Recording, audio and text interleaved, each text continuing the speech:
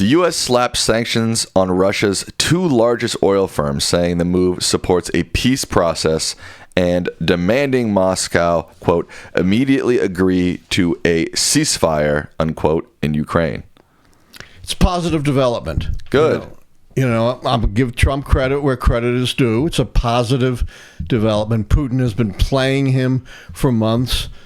Trump has made all kinds of empty threats, followed through on none of them, canceled the supposed summit he was going to have with Putin to settle the war, has interpreted the war on Putin's terms, has agreed, at least seemingly verbally, to accede to at least some of the very significant territorial demands that Putin has made on Ukraine in return for a ceasefire. So this is the first time we've really seen Trump in any notable way that actually means something stand up to Putin.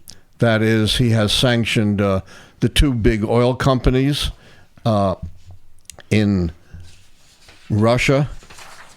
I'm not sure what their names are. I don't have them at the moment. I don't know what their names are either. Lukoil and I forget what the other one was. Whatever, doesn't matter. Whatever, the two big oil companies.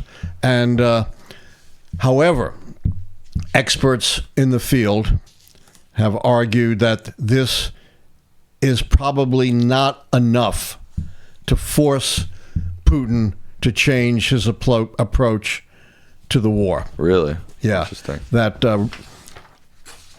first of all, that Trump has reneged on what seemed to be his commitment to provide Tomahawk missiles to Ukraine, which could have enabled them to enhance their strikes into Russian territory and maybe in a real way contributed to bringing the Russian government to the peace table. So this is the first time he seems to have done anything of any significance. But experts are very skeptical of whether this is going to make a difference because, number one, Putin has been a master of evading sanctions, and the experts believe that he will likely be able to evade these sanctions. And once again, it's not what's put on paper that matters, it's the enforcement.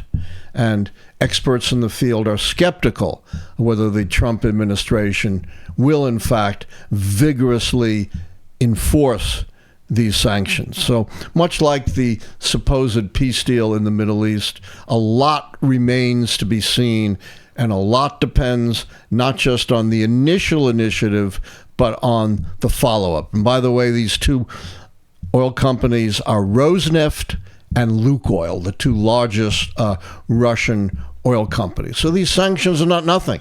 And I give Trump credit for it, but I give Trump a lot of discredit for everything else he's done to play into Putin's hands.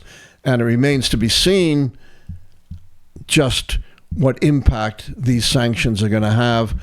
And that is very heavily dependent on enforcement. I hope it'll all come to pass, but again, I'm very skeptical. Now, where my question lies, weren't there already a bunch of sanctions on Russian oil before? I mean, years ago. There have been sanctions. These are new and more severe sanctions than they've had before. Okay, well, that's good. And they've also been followed up by new sanctions from the European Union. Oh, okay. Well, yeah, I mean, that seems sort of promising. Although Trump was supposed to have a call with Putin, which he then canceled, and then there was some reporting that maybe there was another fight between Zelensky and Trump. Did you hear about that? Yes. Again, we don't know, but Zelensky was very unhappy with Trump reneging. It wasn't a promise, but at least he did float the idea of giving them Tomahawk missiles. He then has a telephone conversation with Putin, and guess what? Says they ain't going to get these Tomahawk missiles. Oh, I didn't realize he actually talked to Putin and then after that then decided. Renege. Oh. And again, here's the reporting on this. Quote, analysts who study Mr. Putin said the new sanctions were unlikely to change the Russian president's war goals.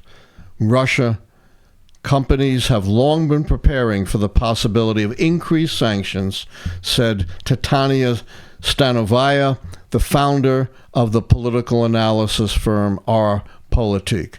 Mr. Putin remains willing to bear enormous costs to accomplish his aims, she said.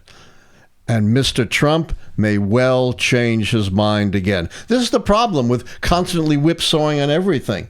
Right. You don't know what's real with Trump. You don't know what's going to stick. She went on to say, they'll shrug their shoulders and say, okay, Trump will ripen in 3 months, meaning things will change in a few months on the part of Donald Trump. And that's certainly been his MO. So I give Trump credit for this, but it remains to be seen whether this has a real impact. We know the Tomahawk missiles likely would have had at least some significant impact. Thanks for watching our video. And don't forget to like, subscribe, and become a member today.